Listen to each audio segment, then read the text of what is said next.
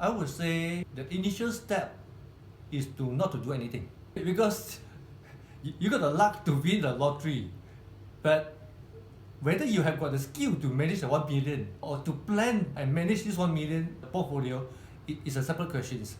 So you make a lot of people who suggest you to do something. I would suggest you to freeze the decision for 3 months. Don't do anything. During the 3 months, spend some time to read up about personal finance, about investment. So if you are willing to spend some money, consult a licensed financial planner, get their view. Not necessarily you will follow what they say or what to invest, where to invest, but at least you can listen to them. How would a professional help someone who has got 1 million at your age, with your financial situation? What would they do?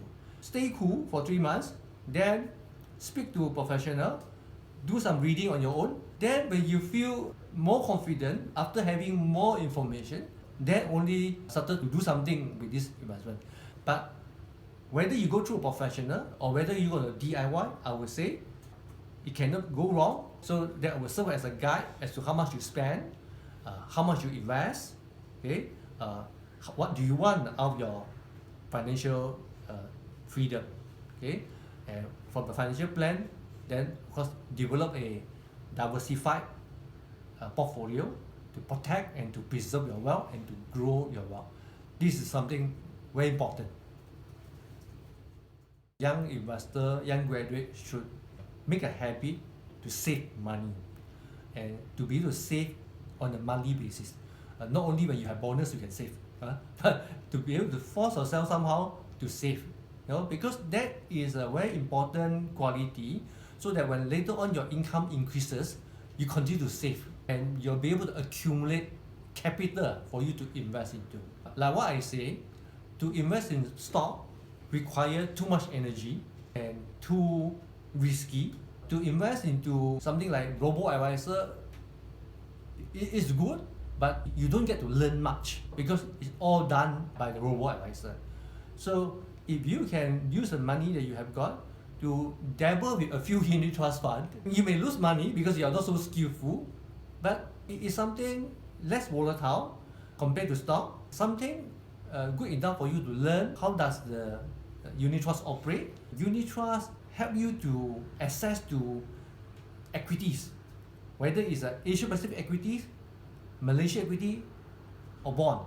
What you learn is not only how unit trusts operate, but you learn how the equities in different countries, how do they operate. So I would say that is a good start. So later on, if you find that time does not permit you, either you go for robo-advisor or you get a financial planner. If you find you want to learn more, you want to be more hands-on, then I think it's right time for you to go to stock market. So start with the middle path, then you can either go more aggressive or you can go more conservative depending on what happens in your life. I would say there's one thing called theory. There's one thing talking about individual investors' preference and comfort. We got two types of clients. One type of client who believe in the institution of EPF, who's very comfortable with the return of 6%. For that matter, we respect that.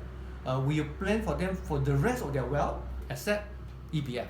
So we will take into consideration of EPF, but we would not ask him to take EPF money to invest elsewhere. Then we got another type of client who's a bit cynical, who's very doubtful about how EPF manage money. Of course, I'm not the one who educate him how EPF manage money or spend money, but this is his own personality, his own outlook. So he does not feel comfortable leaving so big chunk of money in EPF.